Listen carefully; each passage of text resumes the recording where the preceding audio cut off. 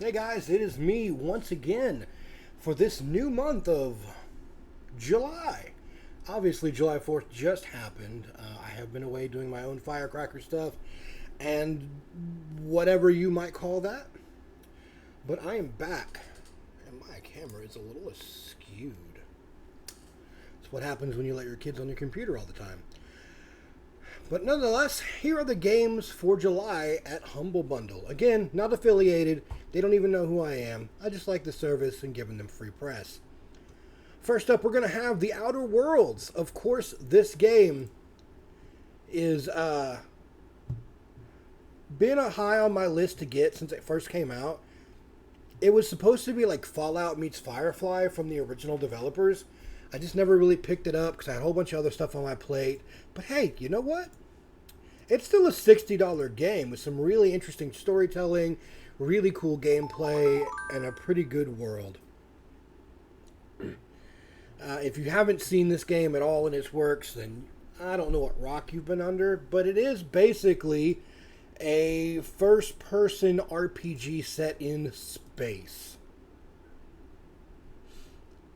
All right. Next up, we have Tintim Splash Up. Now, the original Tintim is a massively multiplayer creature collector adventure a la Pokemon. I have no idea if this is like a part of the game or if this is just a DLC, so let's see. Every kid dreams about becoming a Tim Tamer, exploring the 6 islands of the airborne archipelago. I can never say that right. It's terrible. Discovering new species and making good friends along the way. Now it's your turn to embark on an epic adventure and make those dreams come true. Catch new Tim on Amnesia's floating islands. Battle other tamers on the sandy beaches of Dines, or trade with your friends in Tukma's ash-covered fields. Defeat the ever-annoying clan Belsoto and end its plot to rule over the archipelago. Beat all 8 dojo leaders and become the ultimate Tim Tamer. So this is a story campaign, obviously. It's an online world. I don't know if this is like... Start by choosing 8 Tim, and the pick of the band phase will begin. Take turns in your route to pick your Tim and ban theirs.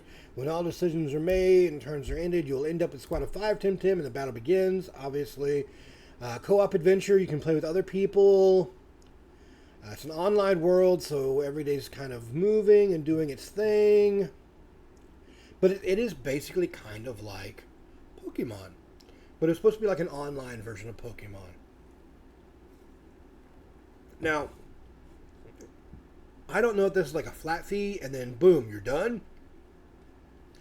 Or if this is like a continual fee. I don't even know if this is like this splash up, as it says right here in the name, is a add-on, a DLC add-on that they added later on. But it seems just to be Tim. So this is Tim, the game. Alright. Would be really interesting to play. Next up we have Yakuza 4 Remastered. Okay, so as we all know, the Yakuza games have changed their names to Like a Dragon. So a lot of the ones that are coming out now are just going to be Like a Dragon. Not so much Yakuza games. But these are really, really interesting games.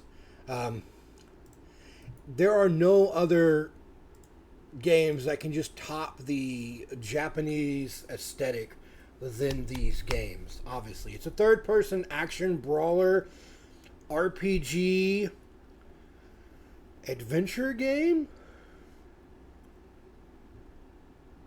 with just a whole bunch of rando stuff thrown in. I have played every single one, and I love every single one. Their stories are really compelling, but it's the side games.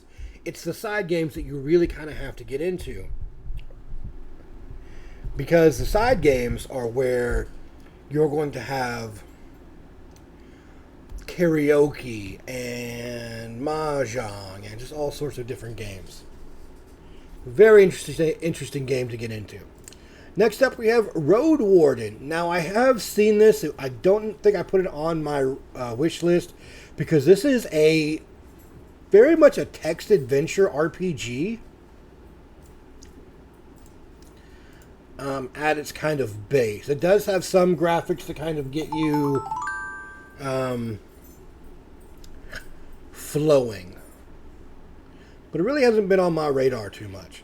It says, you are the Road Warden, a brave stranger putting your life on the line to make a difference in this grim fantasy world. While most people would never risk a solitary journey through the wilder parts of the land, you willingly accept the struggle.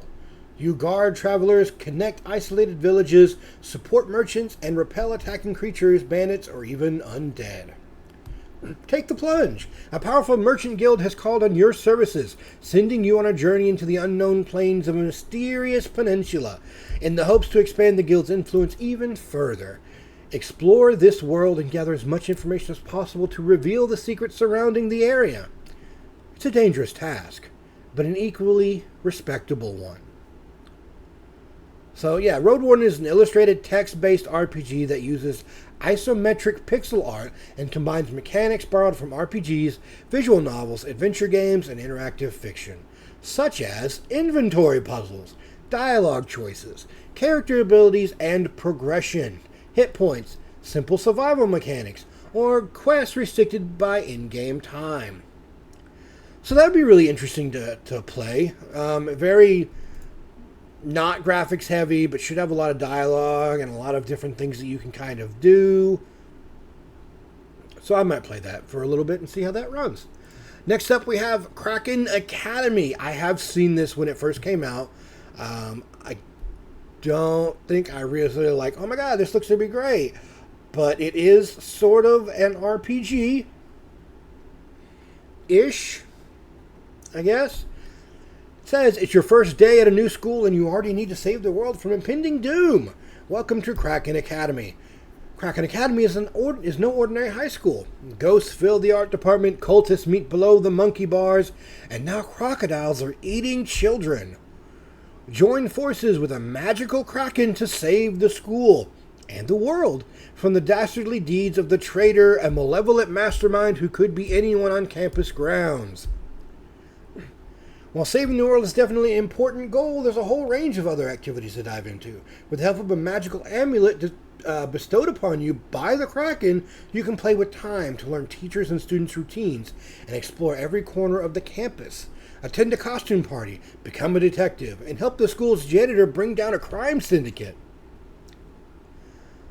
So, yeah. It is very text-based action. Mystery. So it's supposed to be really interesting. Mr. Whistler. Next up we have Merchant of the Skies. Now this is a game that was on my radar for a little bit when it first came out. I never really got it, but it seems kind of cool. I like the whole merchant aspect of things in games. I don't know. I used to be in the merchant business. If that's what you want to call it. And this seems rather interesting. It has a very cool art style that I find very pleasing.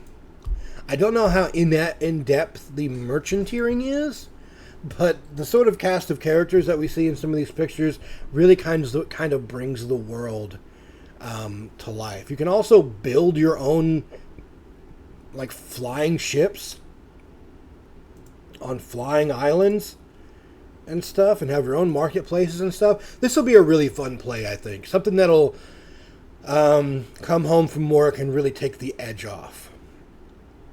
But as it says, in the Merchant of Skies, you're the captain of an airship. Sell items, gather resources, and build your own trade empire in the skies. In the clouds. Why did I say whatever? Merchant of the Skies is a trading game with light-based building and tycoon elements.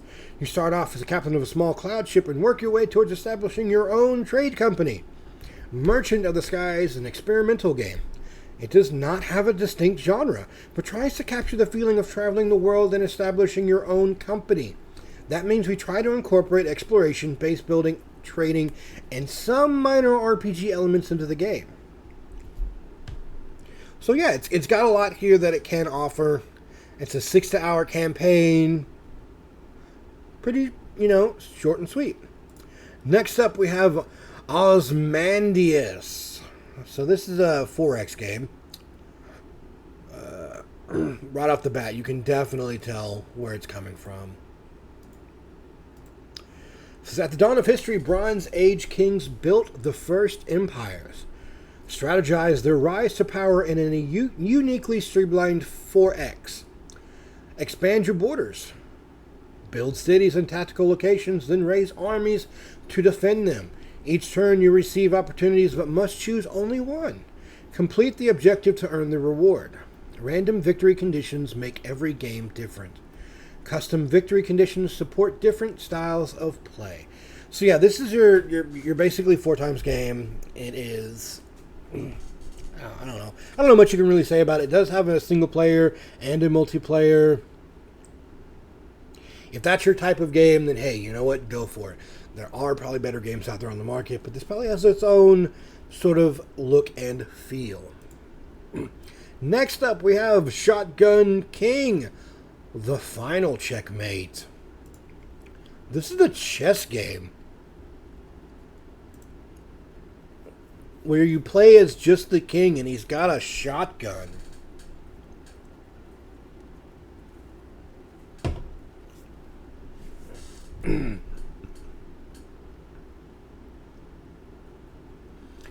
I don't know. I don't know.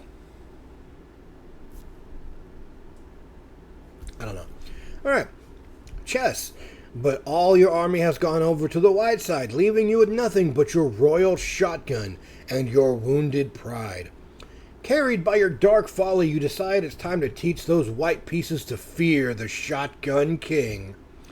Every turn you may either move your king or shoot at enemy pieces, after what you'll need to move again to reload your shotgun and avoid checkmate and kill the enemy king to complete the floor.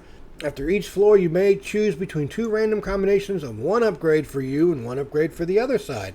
Choose wisely and keep on winning floors, and this may get your kingdom back. So basically this is a glorified puzzle game. Flat. Okay, glorified puzzle game. And that looks to be all the games. Let's see what our charity for this month is. The Covenant House. They help with homelessness and survivors of trafficking. All things that are really, really bad right now. So, alright guys, those are your games for July. Oh, they even have a Temtem Deluxe Edition upgrade coupon.